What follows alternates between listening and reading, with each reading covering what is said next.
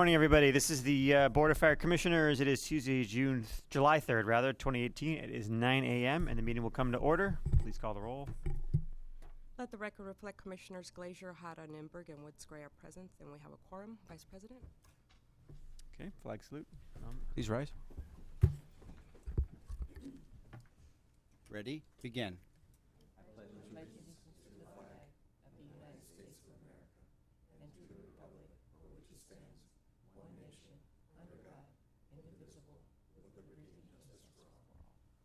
Please remain standing and join me in a moment of silence in honor of past and present members of Los Angeles Fire Department who devote their lives to the protection of our community.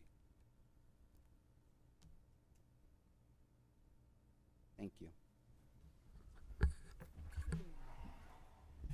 All right, so let's see, commission comments. Good morning. Good morning. First of all, I'd like to offer my condolences to the entire fire community on the death of Captain Rosa. That was such a tragic and devastating event that I hope never happens to another firefighter ever again. And we pray for his family and for the whole firefighting community. I also was able to attend the graduation at 40s. It was a great group of young people who seemed very energetic, and was happy to be able to be there. And then we had a promotional ceremony a day, maybe the next week. I don't know, they all run together. I was very happy with that group too. It was it was a large group, one of the larger groups I think we've seen promoted. But it was a diverse group, and I was happy to be able to be there to watch the families enjoy the promotion. Also, I had the opportunity to go to Fire Station 81, talk with the firefighters for about a minute before the bell rang. And everybody was hopping all over the place. But it was, I got enough information from the few minutes we were together. So that was a good visit. Then I went to the talk with the recruits over in the training center. And that's a good group of young people, too, who are up and ready and running and ready to go. And we'll be graduating very shortly. They were working on communications that day, and that was a good day. I enjoyed the presentation because I always listen to the lesson that's being taught. Actually, the group is a good group. I like that group because they have a sense of humor, and we had a good time. So, anyway, I did enjoy that visit, and thanks to Captain Hawkins for assisting me with that visit. I did miss Captain Moore, which I will be returning because I didn't get to visit with him, and I thought I would. He was in some kind of training, so I will go back there and visit with him. I think that's all that I can think of that's noteworthy. Likewise, condolences to the family of Captain Rosa. But I also attended the graduation event at 40. In fact, that was the event where the entire Terrazas clan was present, since the chief's son was among the people graduating. And so that was a great event. And then I also attended the recent badge promotion ceremony. And basically, there was a huge number of Captain 1 and Captain 2 promotees, and they also honored those who completed the paramedic training, and I thought that was a nice touch as well. And then and I also did attend the Chief of Police, his swearing-in ceremony, and that was a great event, I thought. Mayor Garcetti was in rare form, I thought. And then, in fact, Herb Weston followed him in speaking and said, "Can I borrow your notes?" Oh.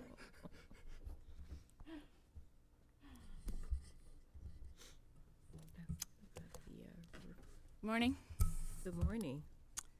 Yes, I too want to express my deepest condolences to Captain Rose's family, the Long Beach Fire Department, and the fire service. It is tragic, and it just kind of shows what you're potentially up against every single day. So I want to thank everybody for your service as well.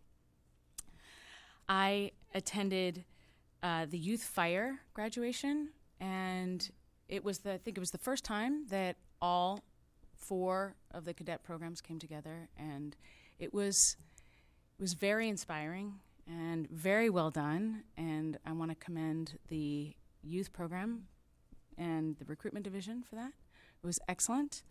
The day afterward, we were fortunate enough to get to ride in the Gay Pride Parade, and that was fantastic. I love seeing the LAFD there. You know, we've got a couple 100,000 people, and really shows the support for this marginalized community that we, go on calls to all the time. So it was really great to see Chief Mathis there and Chief Hogan as well. My husband went with us in the wagon. It was really fun. And, of course, the wire readers, plural. Both, yeah. Never miss it. Yeah, it's great. They're fantastic, and it's just a really fun event. And I too want to say I was fortunate enough to get to go to the promotional badge ceremony, and it was great to see the paramedics, recognized for the first time in that capacity. So that was really fantastic, and that is my report. Thanks. Okay, thanks. So I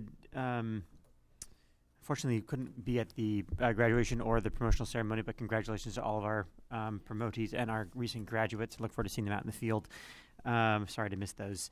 A couple of things. Thank you to Fire Station 27s for hosting me for dinner a few weeks back.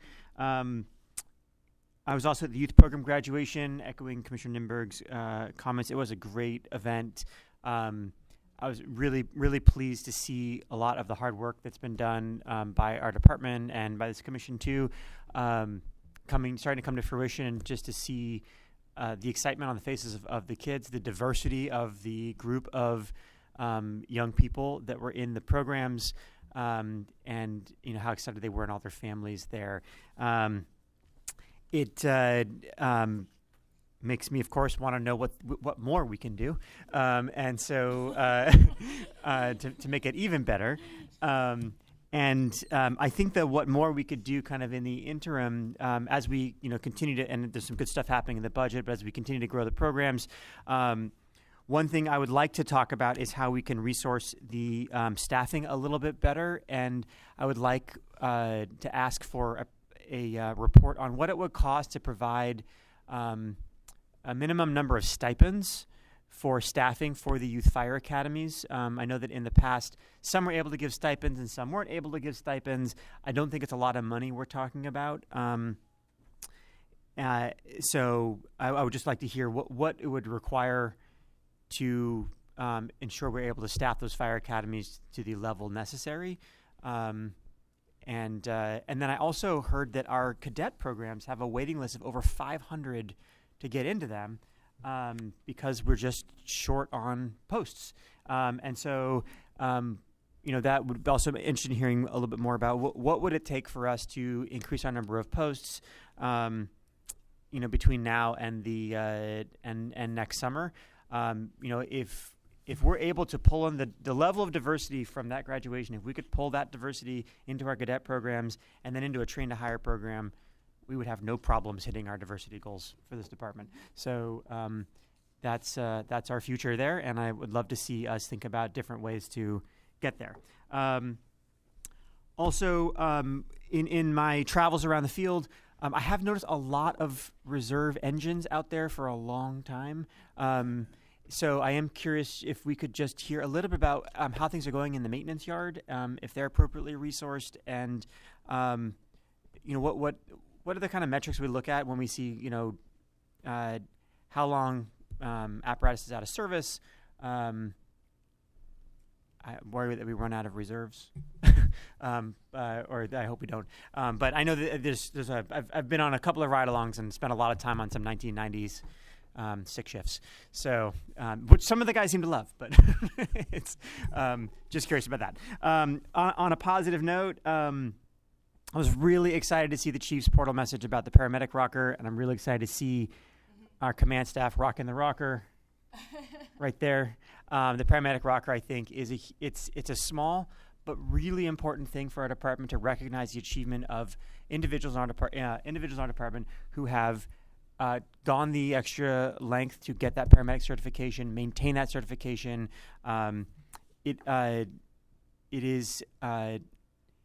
It should be viewed as a promotion when people have that paramedic certification. And I'm really pleased to see that recognized with that rocker. So I appreciate the work to make that happen. I remember having that conversation with the chief a few years back. I know these things take some time, but great job on getting that done. And I'm excited to see it out in the field. And that is all I've got. Thank you. All right, next is the report of the fire chief. Good morning. I'm Deputy Chief Graham Everett. I'm the Chief of Staff filling in for Chief Terrazas today. And our thoughts and prayers are with the Long Beach Fire Department and the family of Captain David Rosa. The chief is at the memorial services this morning. Going through his events attended from June 5th through July 2nd. On June 6th, the chief was at the LAFD Scholarship Awards at Frank Hotchkiss Memorial Training Center. And following that, he was also a keynote speaker at California Hospital for an event they had there. On June 7th, he attended the firefighter recruit graduation, Drill Tower 40. Couldn't miss that one because it's like Dr. Har said, it was his son's graduation, so he was definitely there for that one. On June 15th, we attended the Safe Summer Swing-a-thon, which was a joint community project with LAPD, and it was a youth kind of start of summer, and some of the Dodgers were there, a lot of different events at Rancho Cienega Recreation Center. On June 19th, he was a speaker at the IAFF conference at the Bonaventure. He was invited there by the IAFF, and he did some speaking points there. On June 20th, he was at the COA retirement dinner for Chief Palacios, Butler, and Miyagishima, who retired recently at Tay's Restaurant. On June 23rd, he went to Chief Police Charlie Beck's retirement dinner at the Peterson Automotive Museum. That was one of a few retirement events, but that was the one on at Peterson. It was well attended, and the chief was there to congratulate Chief Beck on his career. On June 25th, we had a press event for the memorial signs that went up. The first one that went up was at Frank Hotchkiss, and the sign is out in front of Frank Hotchkiss, and you can see it there. It was an unveiling with Councilmember Englander. On June 27th, we had our promotional badge ceremony. As was stated earlier, we had 86 promotees, and we also recognized the paramedics as well. That was definitely a priority for the chief to make sure that that folks are recognized for their hard work in the paramedic program. Later that night, we had a retirement celebration for Chief Beck again at the Police Academy. That was an afternoon barbecue. Very well attended. A lot of the elected officials were there as well. And the chief presented a couple of retirement gifts to Chief Beck that were very well received. And then finally on July 2nd, we had a press conference yesterday on the anti-fireworks program, which you will receive a report on today. That was attended by the mayor and council members Rodriguez and Blumenfield. So very well attended. That's the end of our report. Great, thank you very much. Verbal report by the department on significant incidents.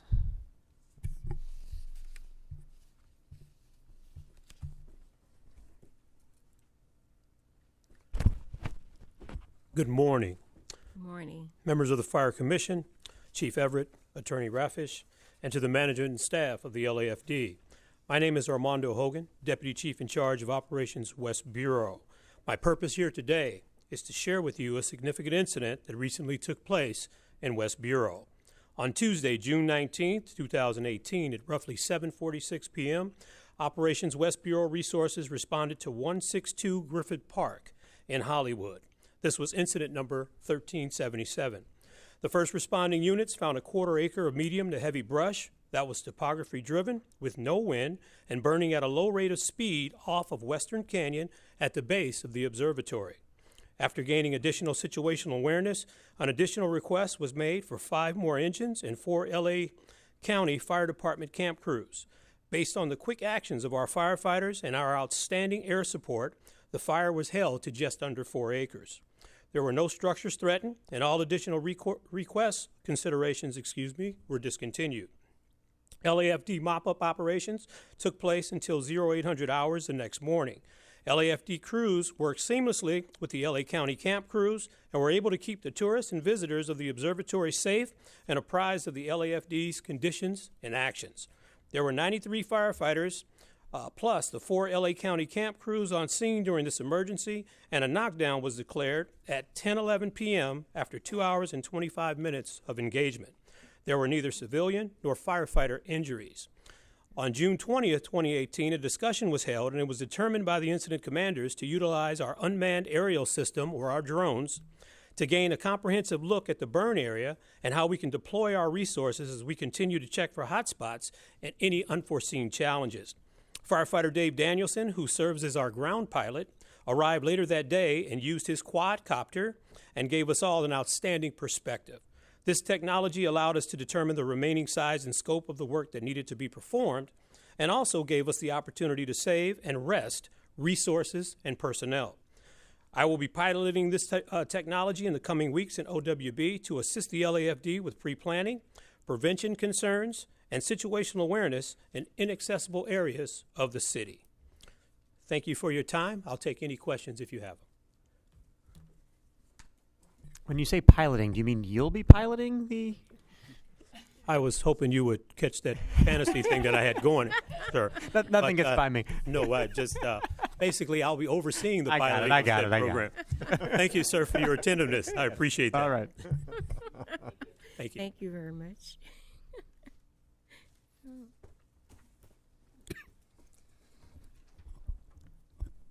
Good morning, Commissioners. Chief Everett, City Attorney Trevor Richmond, Deputy Chief, Operations Valley Bureau. On June 12th, at approximately 2 p.m., the LAFD was dispatched to a reported brush fire in the 9800 block of Portola in Fire Station 99's First End District. First arriving units found about 2 to 3 acres moving aggressively uphill towards structures. Over the next several hours, the LAFD committed approximately 75 fire companies to this incident, approximately 10 battalion command teams. Made an aggressive offensive attack on the hot flanks of this fire, and were able to control it and keep it away from structures. We were also able to get the assistance of LA County. We had 3 LAFD rotor wing, 2 LA County rotor wing, and we were also able to make a request through CAL FIRE under Master Mutual Aid for Type 2 fixed wing retardant droppers, which proved to be very effective at this incident. As a side note, we were performing annual inspection at Fire Station 108. I was there with my command staff. We were only approximately about 2 miles from the seat of this fire when it was called in. So we were able to very quickly get a command structure in place and begin to develop our incident organization very early on. I think it was a contributing factor in our success of the incident. The fire burned approximately 25 acres in a bowl around the Portola Drive area. And the cause was a weed whacker and hot exhaust manifold that was laid down in some grass and got the grass going. And that completes my report. Any questions? Thank you. Very good. Thank you.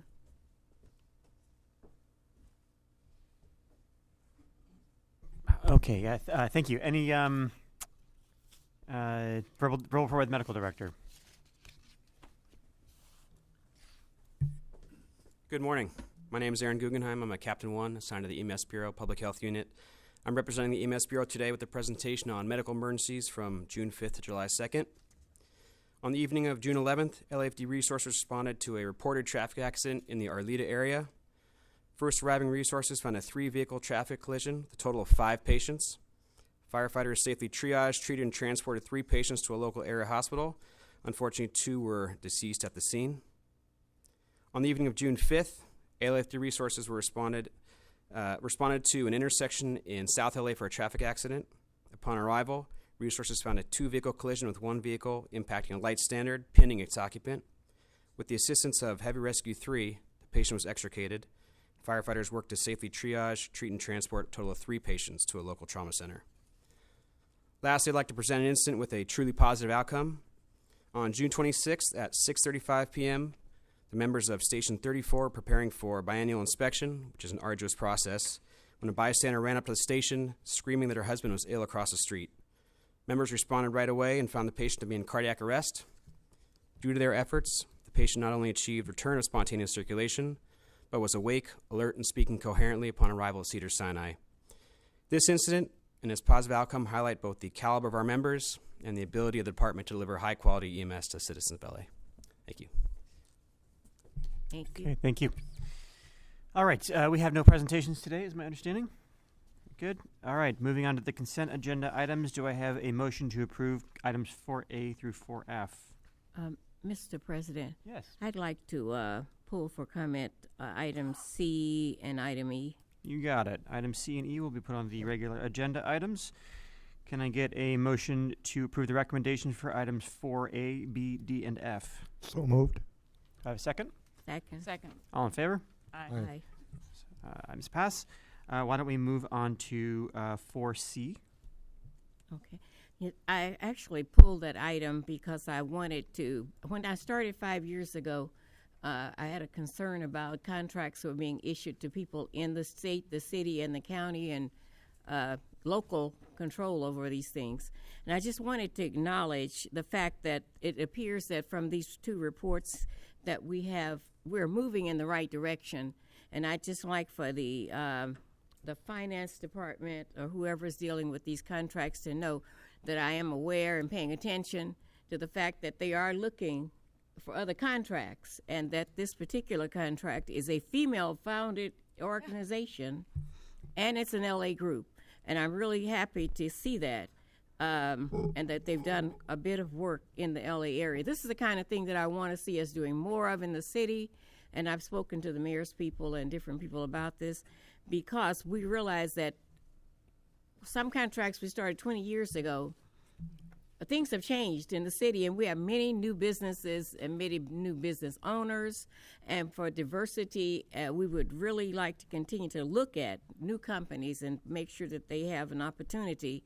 And that speaks to item E, if I might, because this is a short-term contract, which I'm very pleased to see, because they realized that they couldn't do the work within the short time, and they'd make it for like a year. But they are putting out a new request for proposals, and that's where I really am happy to see that we're going, because we need to let other people have an opportunity, if they are available now, to come into the program. Because I remember some of the contracts we gave before, we said, oh, well, we've used them for 18 years already. And it's like, wow, 18 years ago, what was I doing then? A lot of things have changed in 18 years. So at any rate, I'm really happy. I just wanted to acknowledge the fact that I noticed that things are changing, and I hope that we continue to see this change. And I know that the mayor was had a concern. He was very excited, and that is something we need to look at. So I'm really happy that we're looking at different ways of doing business in the city of LA with the city's money and our taxpayers' money. And I compliment the people, whoever is looking at the contracts and giving them out. Thank you. Very good. Thank you for that. If I could get a motion to approve items 4C, recommendations of items 4C and 4E. So moved. Second. All in favor? Aye. Items 4C and 4E are approved. We'll go ahead and move to our regular agenda items. Go ahead and start with item 5A.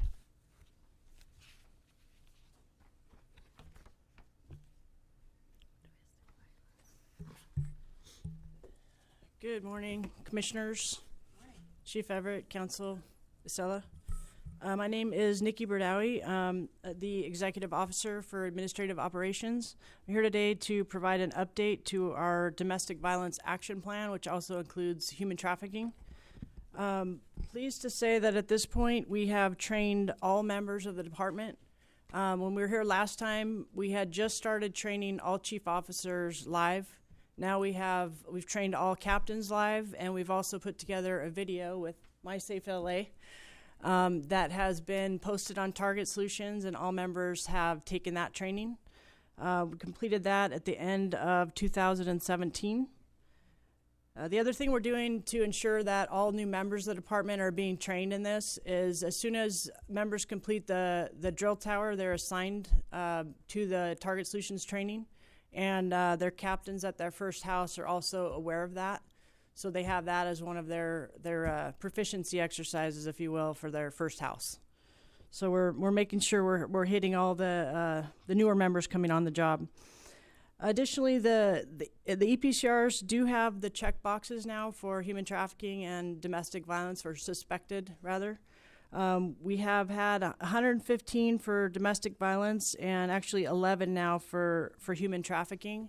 We've changed the process of how we do the human trafficking notifications. It used to be 225 through channels, which is a little bit arduous and out of date, I guess. So we went to an app that we have on the portal, so it's a lot easier to submit those entries. It's a new process that we just started, so it's actually only been out for a week, and we've had one person that has entered it and was successful and liked that process. It was a lot easier to complete that way. We also have our department bulletin that came out on human trafficking awareness and the procedures to report. It's pretty exciting to see some of the members that have reported human trafficking incidents, even when they're not face to face with the patient. They're driving around their district and they notice something that's odd, and they pointed out cars that look odd or people that look odd, and we provide that information to LAPD's human trafficking unit. So that is exciting.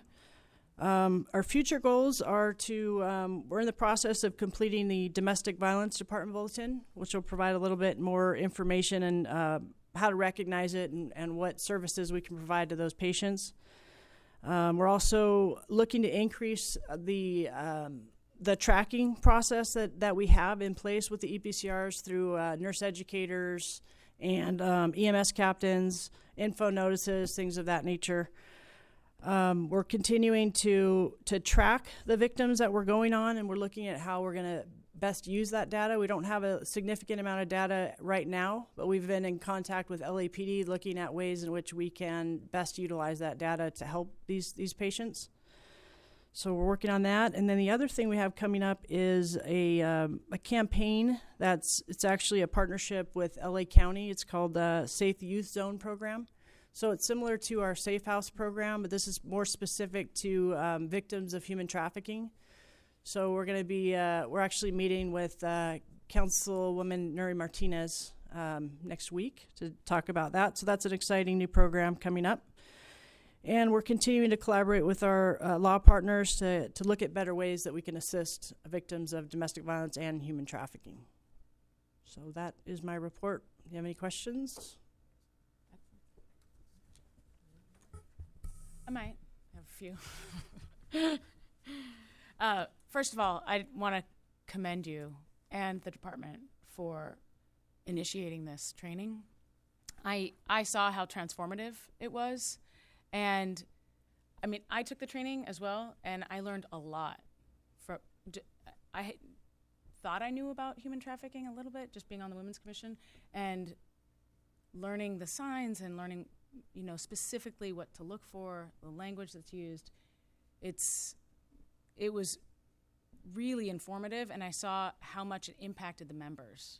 And because FD. I remember PD was saying that they wished they could have the access that FD has, because FD, you're likely the only people that these victims will come in contact with. So just a second can matter, just a word of encouragement, any little bit matters. So it's really, really, really important work. And because Los Angeles has the highest rate of child sex trafficking in the United States, it's imperative that our department really because you are front line, so that you get a handle on it, and it looks like you are. My questions are, as far as how long was the Target Solutions training? We put it on there for over a 3-month period. All members had to take it. What was the length of it?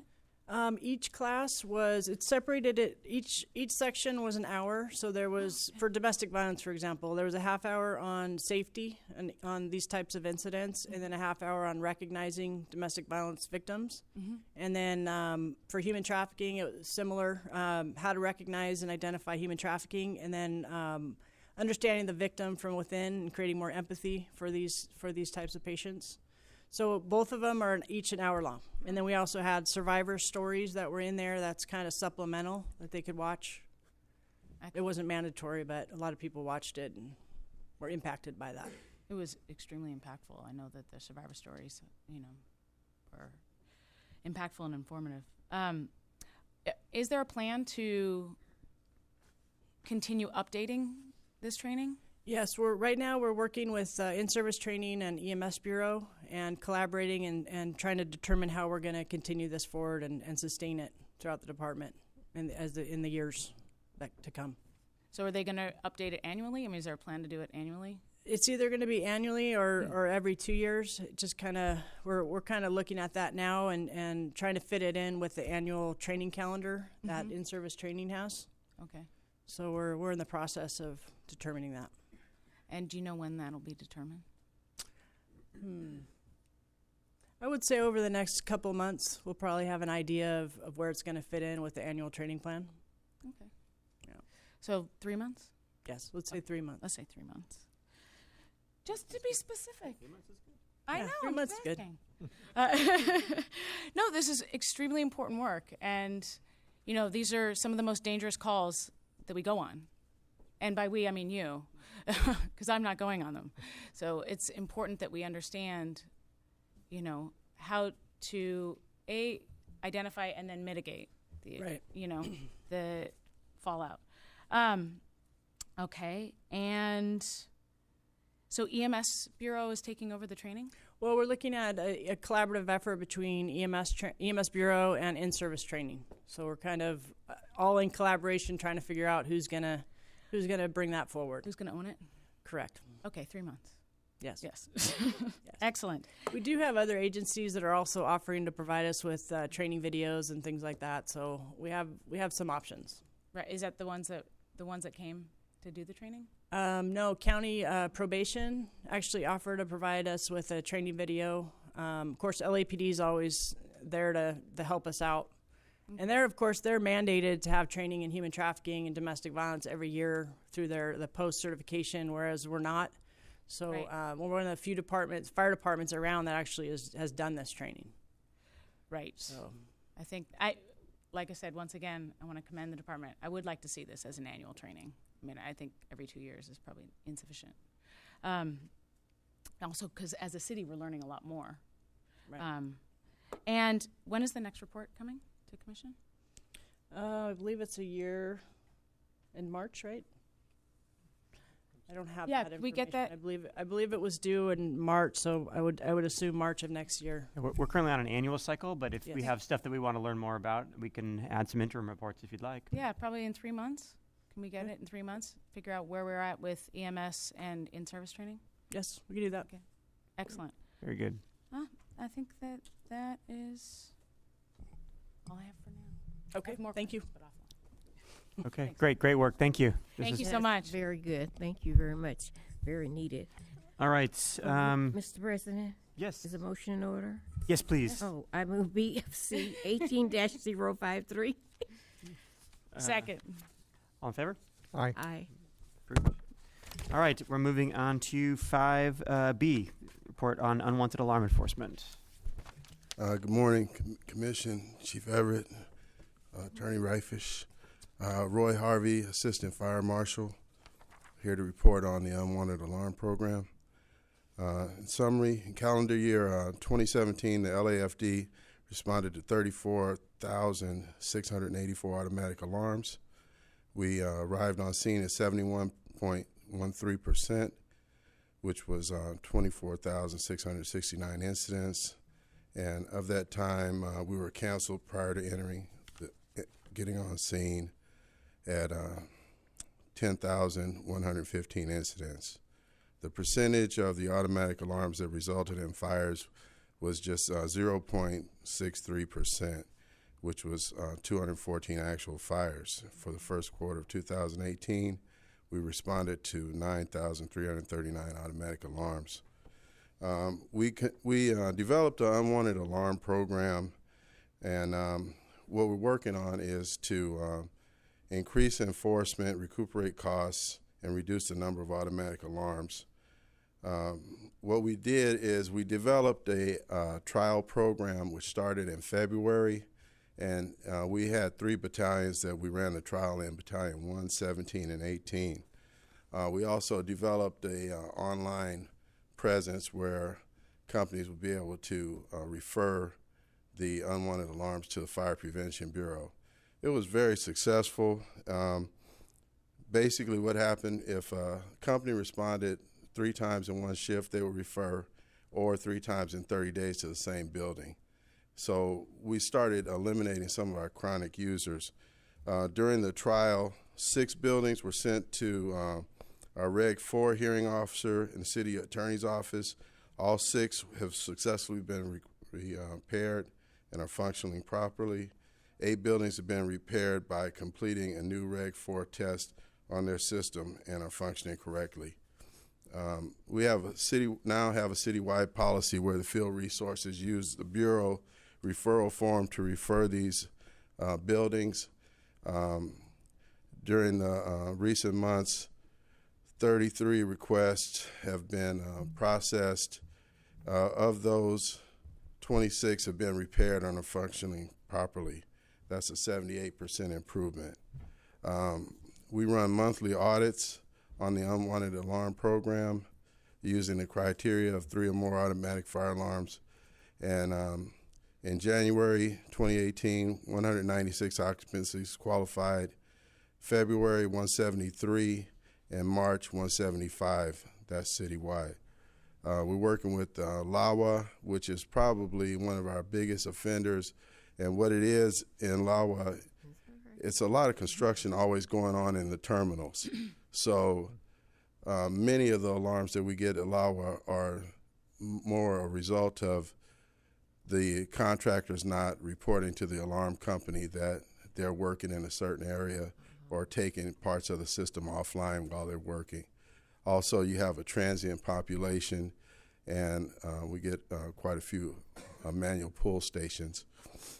We've opened dialogue with the alarm companies to receive their input on how to reduce the automatic alarms, and we're running an audit to inquire on how many burglar alarms are sent to the LAFD by mistake.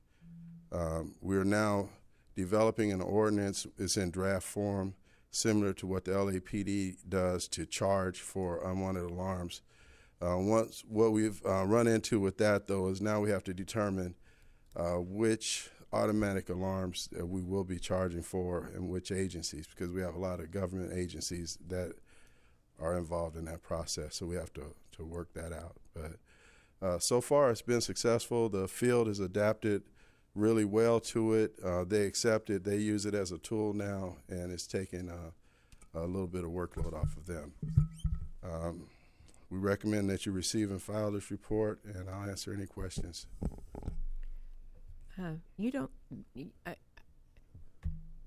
You would find governmental agencies as you would other people. Well, that's one of the things that we're working out right now. For example, City Hall East is a perfect example, because we're here and we hear the automatic alarms. We have to decide if there's value in actually finding another city entity and then paying to the city. You know, of course, we wouldn't find ourselves. Right. So, and then also you have the federal buildings and the state buildings. We want to have voluntary compliance with them because technically we don't even actually have the authority to go in and demand that they meet the local fire code requirements. Really? So you have quite a few technicalities that we're working through right now. So we have a long list of questions that we have to answer before we can actually start with the ordinance. I see. Okay, I'm glad to see you guys are making progress through this. On the field piece, I think I don't know if you can post a flyer on the refrigerator or something. I think there's still a lot of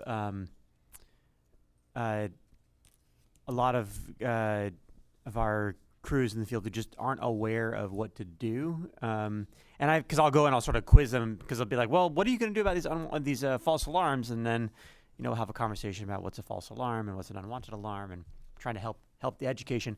And then but then I'll say, "Are you calling the hotline?" I'll be like, "Oh yeah, I heard something about that. Maybe I'm not sure." And I said, "Well, what about putting people on fire watch?" And so I think there's still a fair amount of just it's a new thing out there, as you know. So I think there's a long way to go with the education in the field to get them clear, not only on what they can do, but also what their responsibilities in terms of recording things correctly. Because I know that if the data doesn't come in to you guys, then how are you going to respond to it?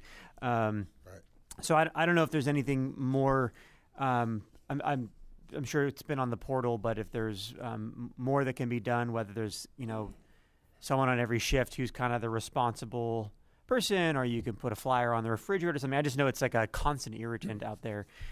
Any thoughts on how to kind of just get more penetration on the information? What we're finding is success builds momentum. So many people are hesitant to try something new, but once they find out that, say, we call them frequent flyers, once one of the buildings that they frequently go to gets corrected and the false alarm stopped at that building, you get word of mouth going. And also, we try not to bounce back things. So basically, when they send it to the Fire Prevention Bureau, we try to solve the problem for them. So we want to be known as a tool for the field to help them with some of the issues that they're having. Yeah, I've heard good things when people actually call you. They've been like, "Oh yeah, they're really responsive." I think the trick is some people are just like, it doesn't even occur to them to put the call in, and that's so yeah. And anything that you can think of to sort of accelerate the word of mouth out there to try to get the education out there faster, I think will be good, because I think the program you guys have put together is really good, and just thinking about how we get more people to utilize it, because there are folks who just complain about it. Yeah. So anyway, I encourage you to keep thinking through if there's, I don't know, maybe the, first person to call at the fire station gets a free popcorn or something. Okay. But, or whatever. Ice cream, yeah, sure. On the airport, I've always wondered why we couldn't convince, or have we tried to convince the airport, or perhaps the airport commission, to insert into future contracts that if a contractor causes an unwanted alarm, that they are then we can find the contractor rather than the airport. So that could be a clause in their contract wherein if they take an alarm offline and don't do the proper notifications and generate an alarm, there's a $500 fine or whatever it is. I bet you that would slow down at least the construction-related alarms at the airport. Since we're still working on the ordinance, that's one of the things we'll have to definitely consider. Yeah. Think about it. You may not even need to put that in ordinance. That can just be an agreement with the airports, and then when they make contracts, that goes as one of the contract items in the contract with their contractors, and then you don't even need to go through an ordinance on it because it's just their agreement. Okay, Something to think about. I'll speak with Chief Hogan about that. He has a lot of contacts Okay. at the airport. Yes, that's right. It's the former airport guy. On the let's see. I guess the last thing is, I think we're starting to see some numbers in here as far as the numbers of alarms. I think it would be great in your future reports to start to see a little more robust reporting just on your total alarms, total automatic alarms, total deemed as unwanted, and then any sort of kind of progress that we start to make. And I know we'll start to make more progress as more aspects of your program come online. But just trying to see if we're seeing impact from the field education or the numbers of referrals. Does that actually result in us seeing fewer unwanted alarms? I know that, of course, is the name of the game there. So trying to just see for your future reports. You guys do such a great job with your all your Fire Prevention Bureau metrics related to inspection. Would love to see something similar for the unwanted alarms in terms of how we can start to track whether or not the program's having an impact. Okay. Okay, great. Will do. Well, thanks. I'm excited to see this moving forward, and look forward to seeing you back here in another quarter and seeing how the progress is going. Okay. Thank you very much. All right, thank you. Thank you. All right, move to. Let's see. I need a motion to adopt the recommendation for item 5B. So moved. Second. All in favor? Aye. Aye. Recommendation is approved. Next item is item 5C, report by the Department on anti-fireworks campaign. Good morning, Commissioners. Good morning. Chief Everett, City Attorney. My name is Robert Nelson. I'm the Assistant Chief in charge of Homeland Security, and I'm here to talk to you about the Fire Department's anti-fireworks campaign. Last year, I think we all recognized that fireworks seems to be increasing every year exponentially. So we sat down with the Emergency Operations Chief Poyer and my shop, and we developed a work group. Included a lot of our city partners, but a lot of our internal partners also, the Fire Prevention Bureau, the CLO's office, arson, counterterrorism, and City Attorney, LAPD, LA County Fire, the ATF. We got together and we tried, initially we was just trying to figure out what the scope of the problem was and how we were going to address it. Collectively determined that public messaging and education was probably the biggest issue that we need to tackle. We wanted to partner with My Safe LA, David Barrett and his group, because they were already out there in the community. He already had a good grasp of the issue because he's been dealing with the public on a regular basis, especially around the 4th of July.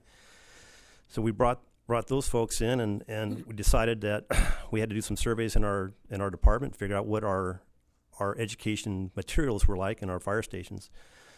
So we recognized that we needed to update some of our materials. So thanks to Dave Barrett and his resources and his ability to collectively harness his staff and some of his colleagues, they actually funded tens of thousands of dollars to design and to produce fire station banners for all of our fire stations and our police stations and the Port of Police.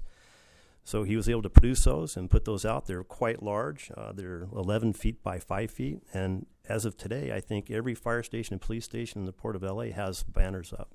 And I think that's the first time in my career I've actually seen that collective harnessing. I believe that there's probably some over at Parks and Recs too. I'll let Dave talk about that a little bit more specifically. He also produced new flyers and posters, and he distributed a number of those to all the fire stations, police stations out there in Parks and Recs. He's produced bumper stickers, and he's also produced a PowerPoint presentation that he's been delivering to a lot of the schools, and I'll let him speak more specifically about that. And I was able to attend those presentations with him, and he's doing a tremendous job, and he's got a great outreach out there, and he understands really he's got his finger on the pulse of our community out there and what their issues are and how best to address that. We've updated our website. We've also redid our department bulletin so it reflects more of the current standards of what we're doing today, and we use that in partnership with the Fire Prevention Office to figure out and make sure our ordinances were up to date. We also contacted LAPD and found out how their enforcement issues, and we incorporated that in our department bulletin. Our website, we've partnered with the CLO's office and Kurt Sato's office so that we could update our website more coherently. We did steal some information off of MySafeLA. They had a little bit more robust website, but a lot of it's common messaging. And I think between the PD, the county fire, and ourselves, and MySafeLA, we wanted to have that common message. So I think all of them kind of mirror each other. We try to put all the professional locations out there on all of our websites. So although there's subtle nuances that are different between each website, there's still a common message out there that they're dangerous. It is against the law to do it in the city of LA. And that we're all working together to find a common solution. With your permission, I'd like to bring up Dave Barrett so he can speak more specifically about the work he's doing. He's actually done a lot of our heavy lifting. He's actually in the trenches out there. He's out there every single day. He's going to fire commission. He's going to neighborhood council meetings, COA meetings. He's been at the Parks and Recs, and he's been in a number of schools actually presenting, and he's actually done a survey. After this 4th of July, we're going to have an after-action meeting, and we're going to meet all of our stakeholders. Will meet again, and we'll find out how effective we were, and we'll continue to develop new strategies as we move forward. With your permission, I'd like to bring up Dave Barrett. Sure. Yes. Welcome. Okay, very good. Good morning, everyone. Good morning. Happy 4th of July tomorrow. Hope you have a safe and relaxing day. One of the things that's most important is we face an uphill battle. In 2016, $700 million was spent by U.S. consumers on fireworks. This year, over $1 billion is anticipated to be spent. So the amount of sales of these fireworks is going up, not down.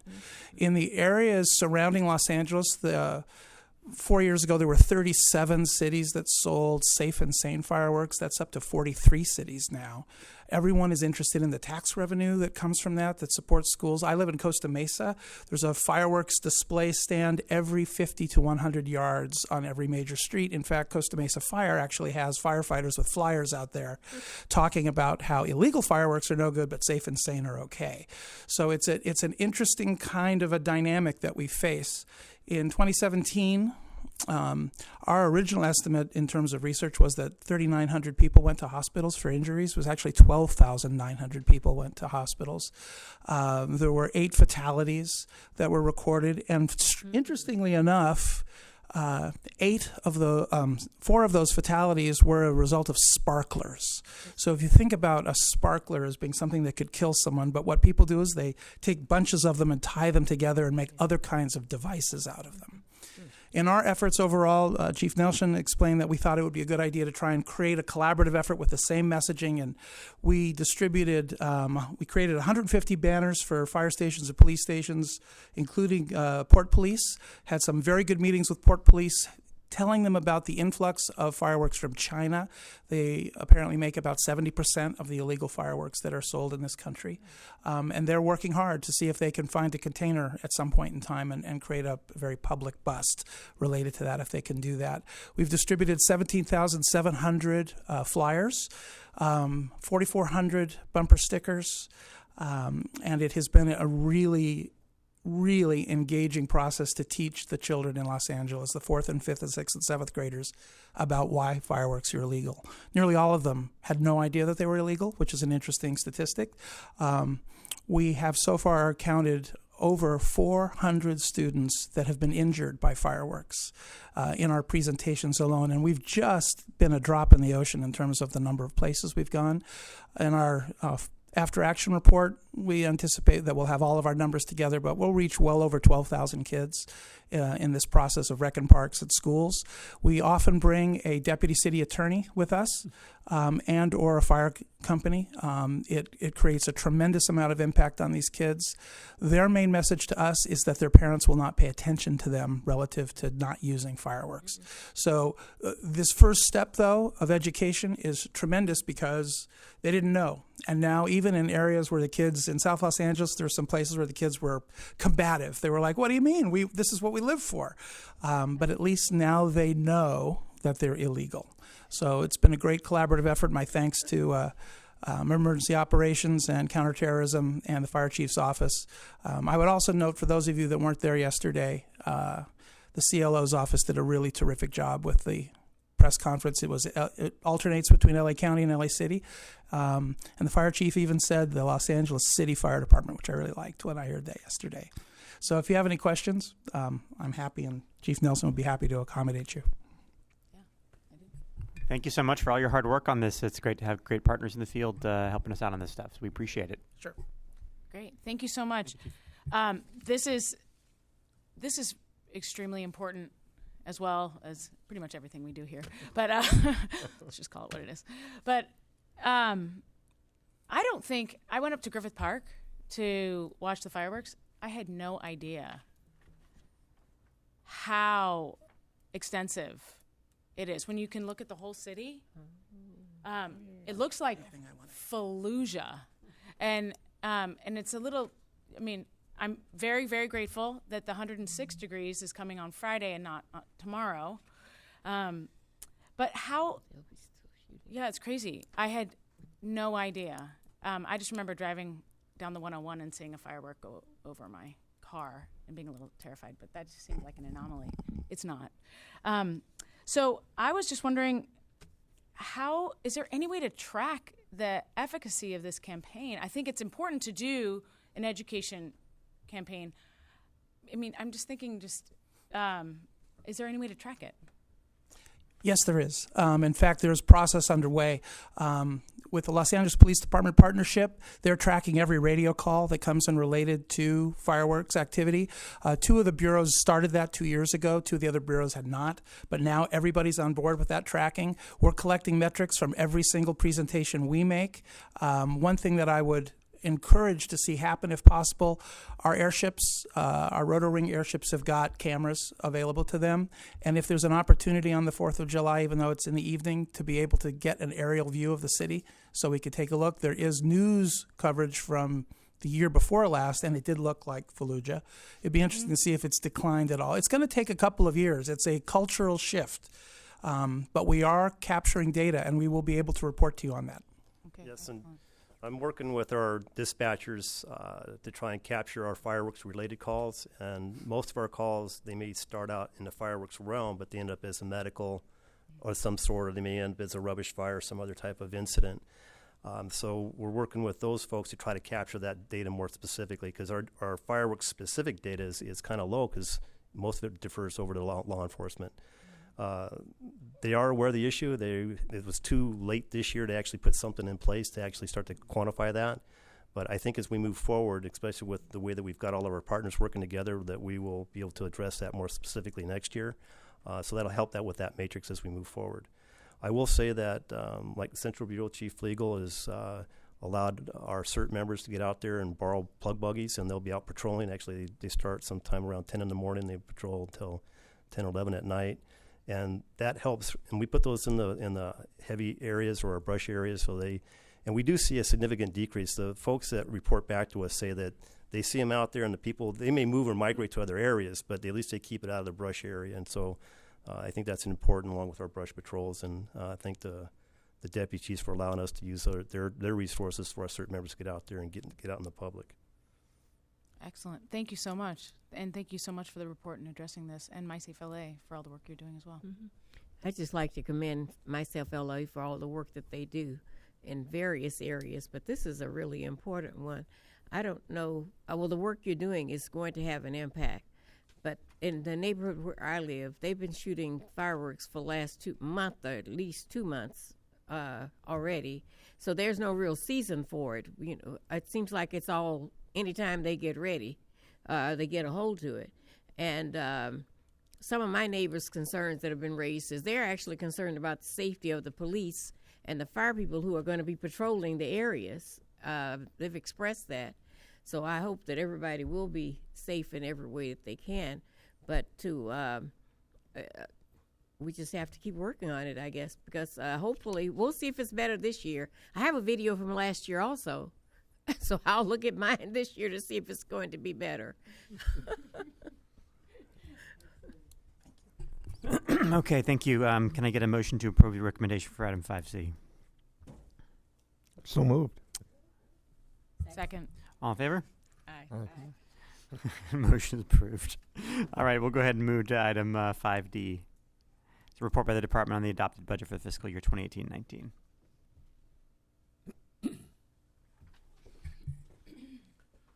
Morning, members. Emilio Rodriguez, Administrative Services Bureau. The report before you is a recap of the adopted budget, since it was adopted by the City Council in May, and as such it is for informational purposes.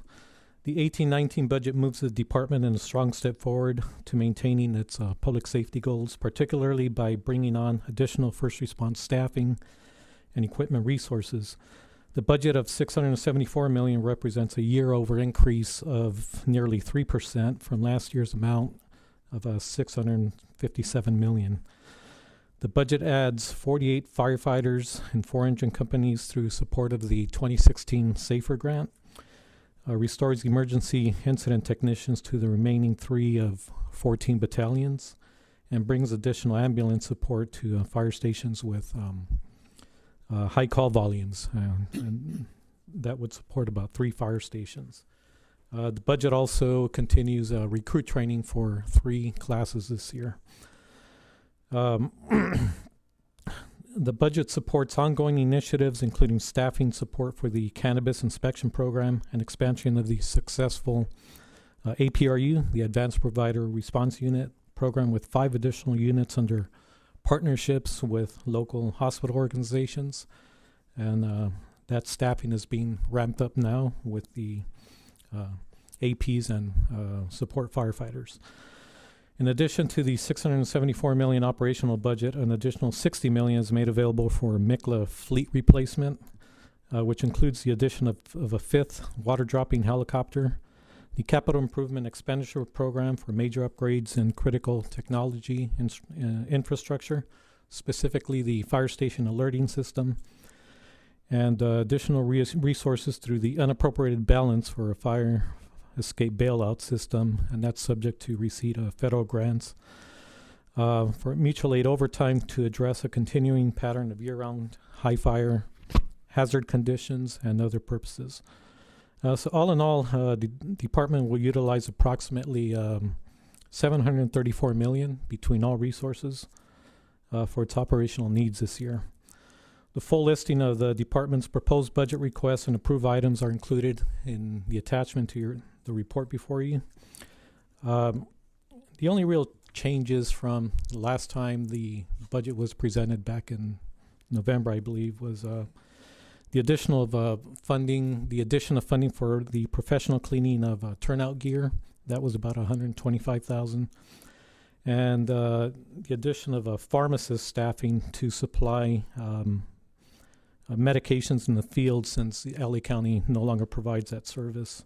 There was also funding in the UB to install transponder equipment in LAFD aircraft, which will be done for LAPD units as well. That concludes my report. Thank you.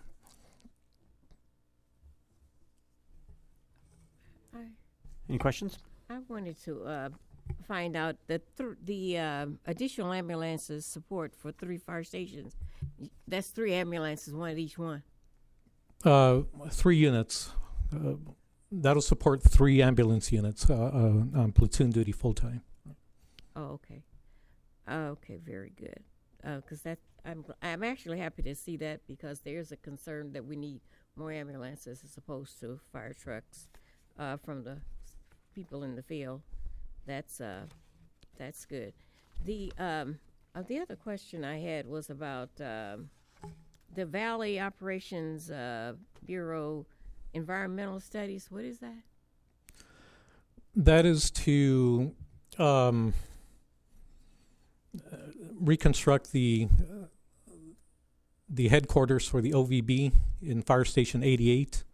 I believe the plan involves a replacement of the existing modular units.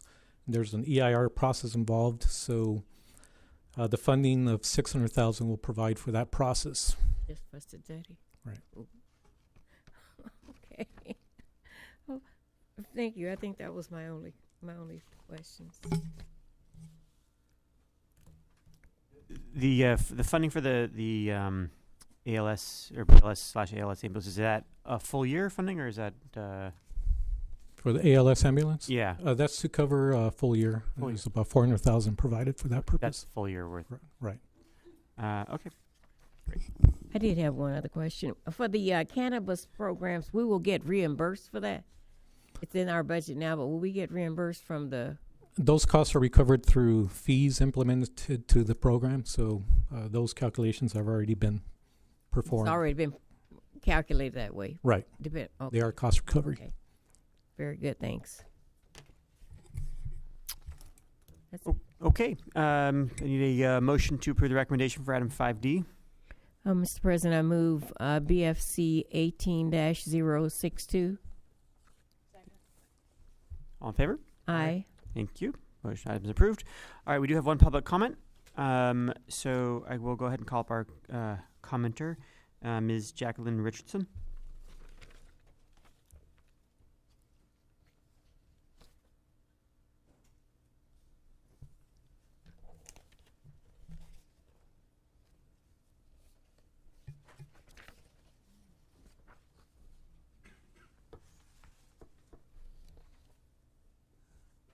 I wanted to ask a question.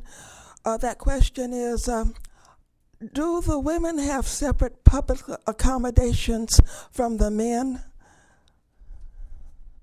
I'm asking because I heard a few rumors just about a month ago that that may not be true. That's my question.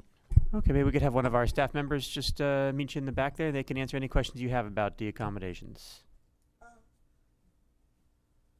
I didn't necessarily want to talk to anyone. I just wanted to let you know that I heard a few rumors that they didn't have adequate accommodations. There was a problem somewhere.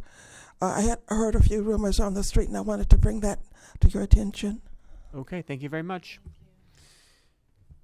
All right, with no further public comment, that is the end of our meeting, and I will entertain a motion to adjourn. Someone's got to make the motion.